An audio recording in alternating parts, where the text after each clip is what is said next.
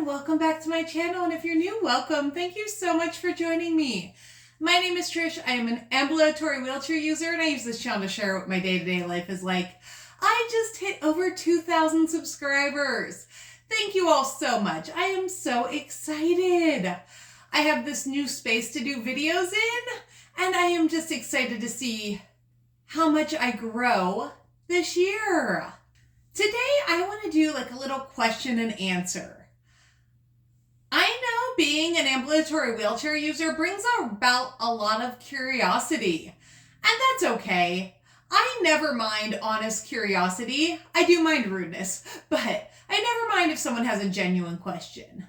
So today I have some tea, and I'm going to spill the tea and answer some top questions that people have about being a wheelchair user. If this is your first time visiting my channel, don't forget to hit that subscribe button, and let's jump right in.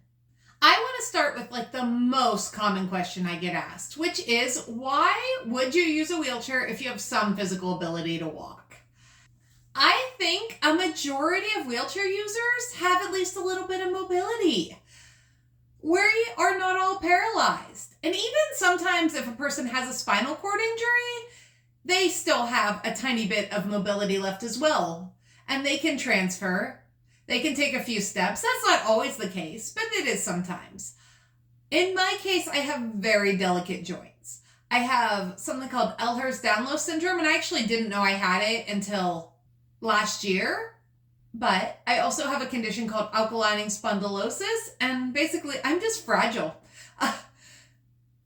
I can get hurt very easily. I have limited energy. The wheelchair prevents me from being stuck at home all the time. If I did not have mobility aids, I would never leave the house. So for me, the wheelchair is a freedom that my legs don't offer me. So yes, I can transfer, I can take some steps, I can walk short distances, but I can't walk a distance long enough to enjoy life. And that is where the wheelchair comes in. Next up, have you ever gotten stuck anywhere unexpected? And I wish the answer was no, but I get stuck all the time. The world's not designed for wheelchairs. The worst place to get stuck is in a bathroom that's supposed to be wheelchair accessible. Some of them have funny layouts. Last summer, I got stuck in a bathroom in the Pigeon Forge, Tennessee area, and it was made worse by people trying to help.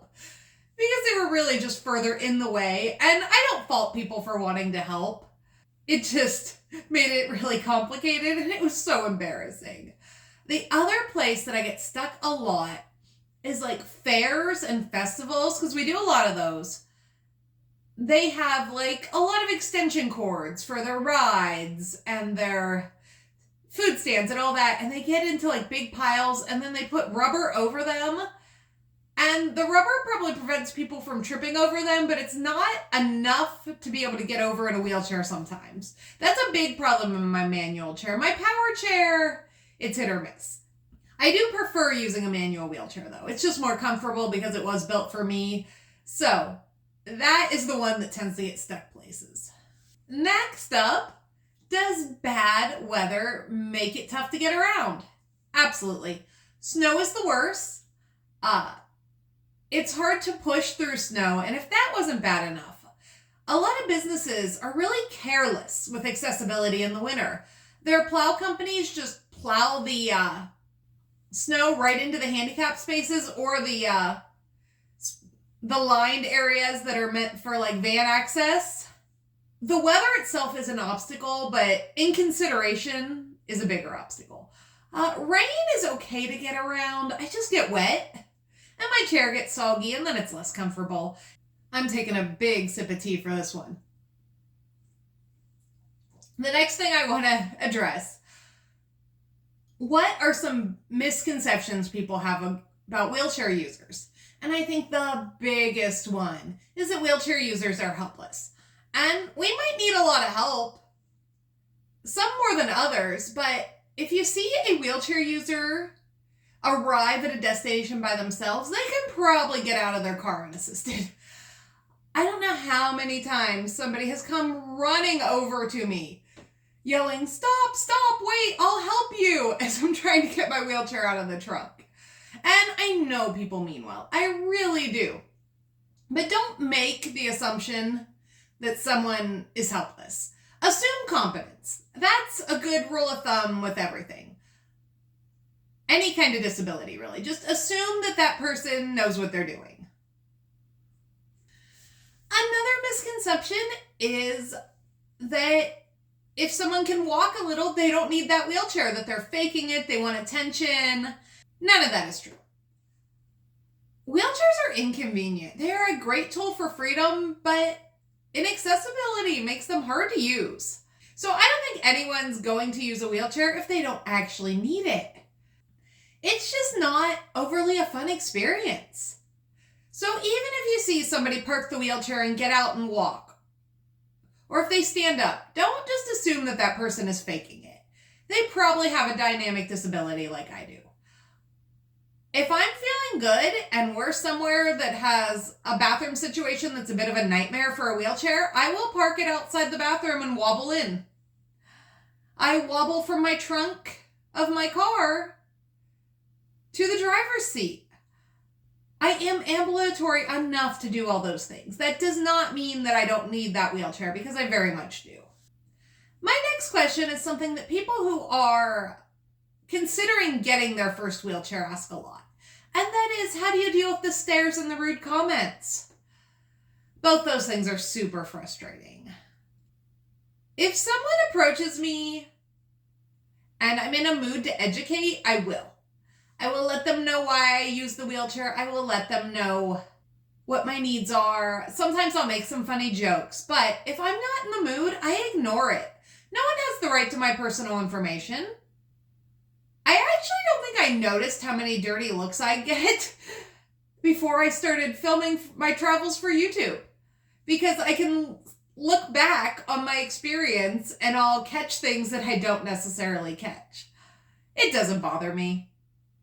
If you want to educate people, go ahead, but don't feel obligated.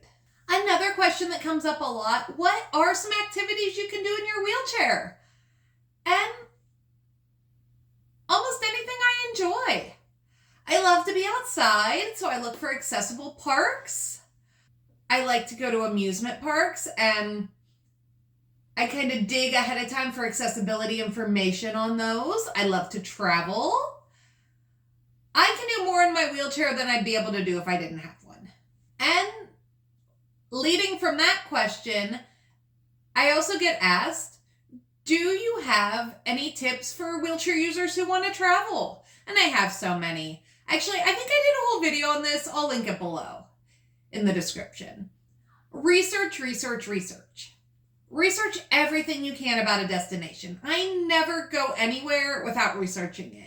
So even when I'm being spontaneous, I can't be totally spontaneous. Sometimes research fails.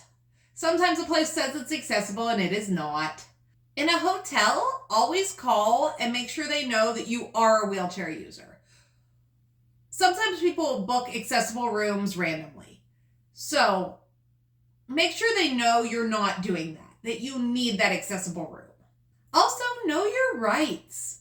Make sure you're not being discriminated against. And that is super important when you're flying. Actually, last time I flew, I did not know all my rights and I had a really bad experience. So I really dove in after that.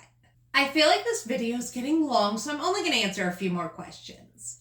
Next up is, what is the biggest challenge you face as a wheelchair user? Without a doubt, that would be inaccessibility. Society still kind of hasn't caught up to the fact that wheelchair users are consumers. We want to be everywhere people without wheelchairs are. And we can't always do that. Accessibility is so often an afterthought when places are being designed. And not only do I not want to give my money to places that don't think about disabled people, I literally can't.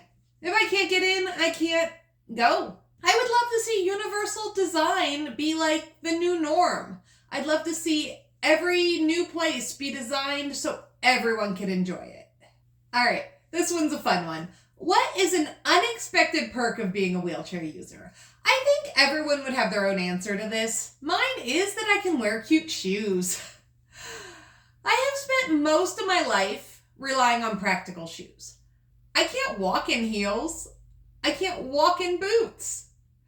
So I'm very limited on what I can wear. But if I'm using my wheelchair, as long as I can transfer, all right, I can wear them. And that excites me. I have such a shoe collection now, probably more of a shoe collection than I've ever had.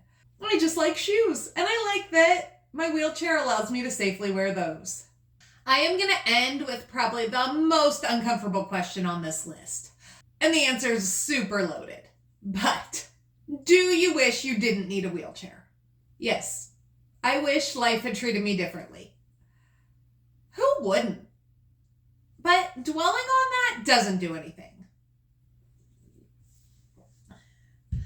I can wish and wish and wish that I wasn't disabled, but I'll still be disabled. So focusing on what could have been does nothing to improve my mental or physical health. I wish I didn't need it, but I do, and I'm glad I have it. Thank you all so much for watching this. I know these videos get long. I am just really passionate about spreading awareness. If you are new here, don't forget to hit that subscribe button. I would love for you to join the family I've created here. I still can't believe that 2,000 of you like my content enough to watch it. I do this almost every day, so I will see you soon.